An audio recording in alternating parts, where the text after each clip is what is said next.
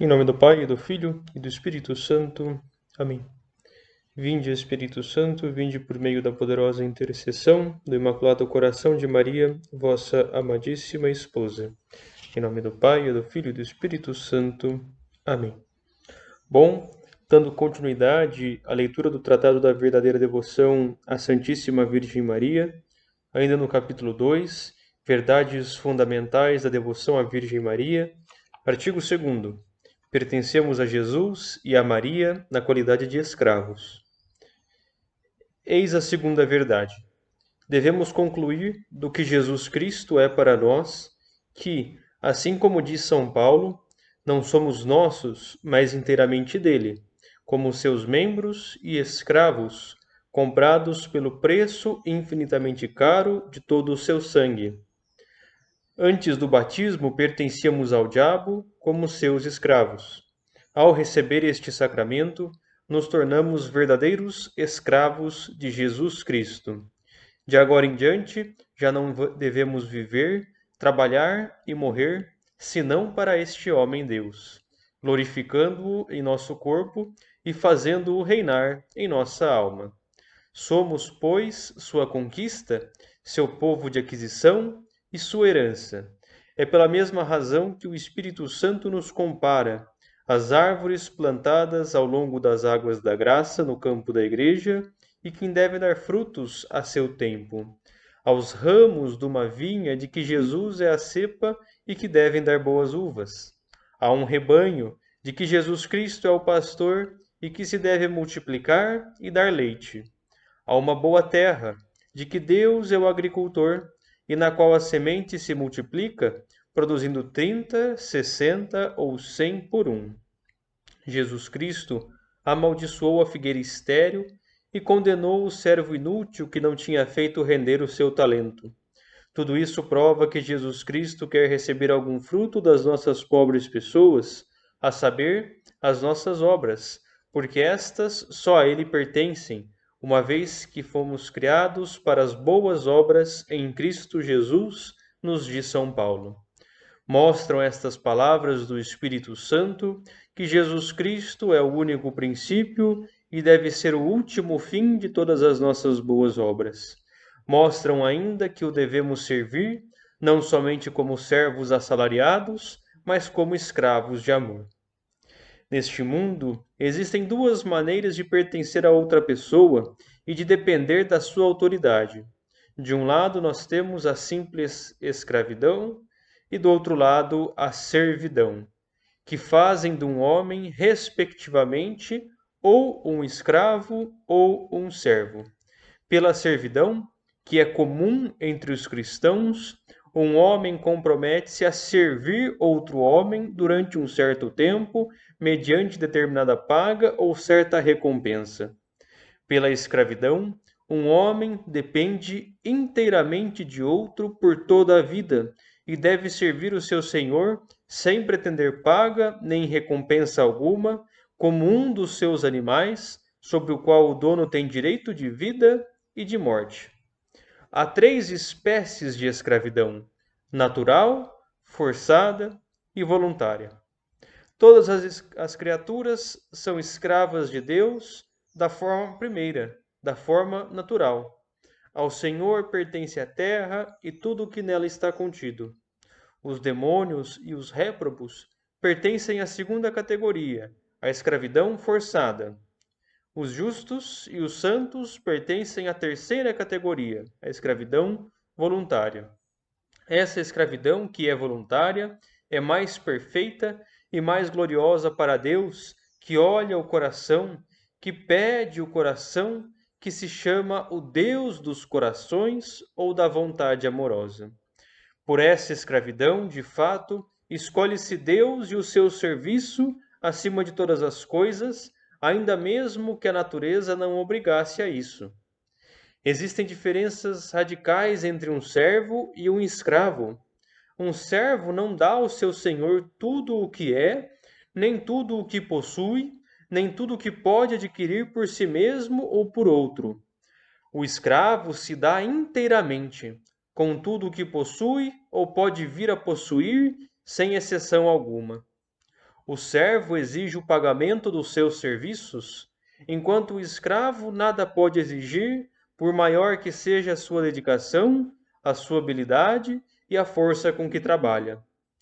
O servo pode deixar o senhor quando quiser, ou pelo menos quando tiver encerrado o tempo do serviço. O escravo não tem o direito de fazer isso. O senhor do servo não tem sobre ele nenhum direito de vida e de morte, e se o matasse, como a um dos seus animais de carga, cometeria um homicídio injusto. Ao contrário, o senhor do escravo tem por lei direito de vida e de morte sobre ele, de modo que pode vender a quem quiser, ou até mesmo matar, como faria com seu cavalo. Finalmente, o servo está só por algum tempo ao serviço de um senhor, mas o escravo está para sempre. Nada existe entre os homens que mais nos faça pertencer a outro do que a escravidão. Do mesmo modo, nada existe entre os cristãos que nos faça pertencer mais absolutamente a Jesus Cristo e a sua Santa Mãe do que a escravidão voluntária. Isso está de acordo com o exemplo do próprio Jesus, que tomou a forma de escravo por nosso amor, e da Santíssima Virgem, que se disse serva e escrava do Senhor. O apóstolo chama-se, com certa alegria, servo de Cristo. Por várias vezes, os cristãos são chamados na Sagrada Escritura de servos de Cristo. Segundo a justa observação de um grande homem, a palavra servo significava antes apenas escravo, porque ainda não existia servos como existem hoje. Os senhores só eram servidos por escravos ou libertos. O Catecismo do Concílio de Trento, para que não reste dúvida alguma sobre a nossa condição de escravos de Jesus Cristo, se exprime por um termo que não se presta a enganos. Chama-nos escravos de Cristo. Dito isso, digo que devemos ser de Jesus Cristo e devemos servi-lo, não somente como mercenários que buscam o seu salário, mas como escravos de amor. Estes, por causa de um grande amor, se entregam e se dão ao seu serviço na qualidade de escravos, só pela honra de pertencer a um Senhor. Antes do batismo éramos escravos do demônio. O batismo nos tornou escravos de Jesus Cristo. Portanto, os cristãos têm de ser escravos ou do demônio ou de Jesus Cristo. O que digo de modo absoluto a respeito de Jesus Cristo, digo também acerca da Santíssima Virgem.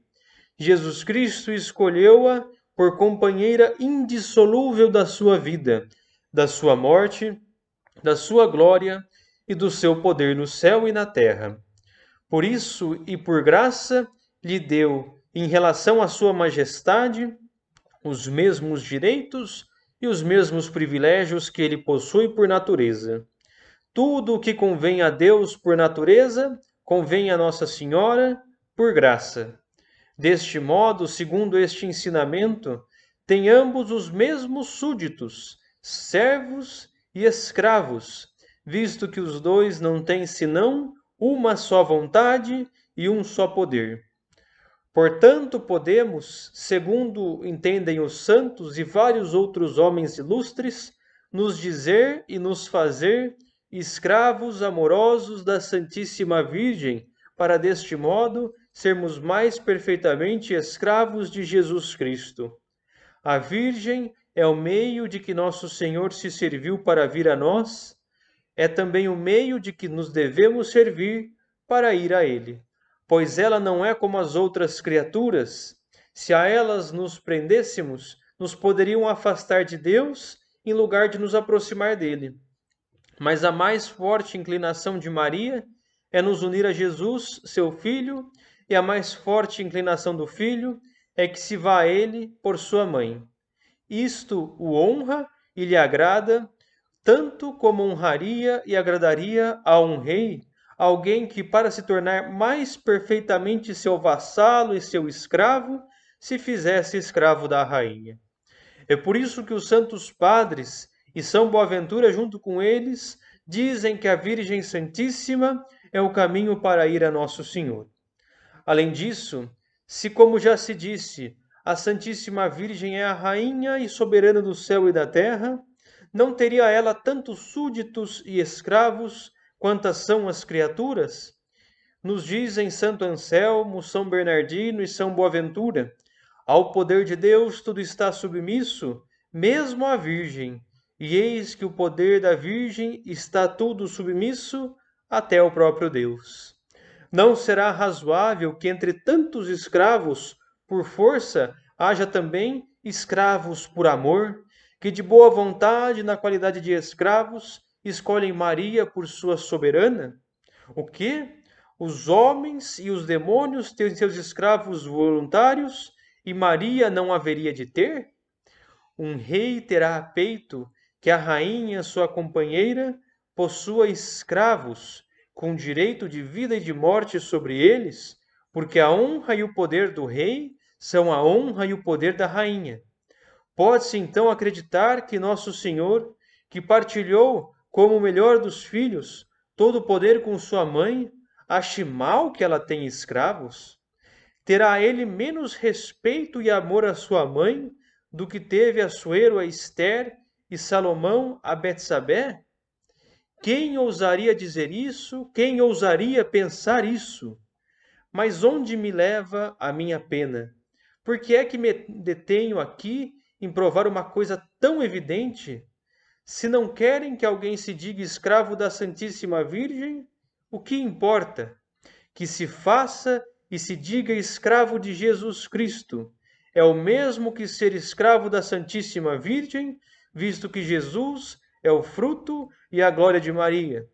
Isso se faz de maneira perfeita por meio da devoção, que mais adiante iremos falar. Ave Maria, cheia de graça, o Senhor é convosco. Bendita sois vós entre as mulheres, bendito é o fruto do vosso ventre, Jesus. Santa Maria, Mãe de Deus, rogai por nós, os pecadores, agora e na hora de nossa morte. Amém. Em nome do Pai, e do Filho, e do Espírito Santo. Amém.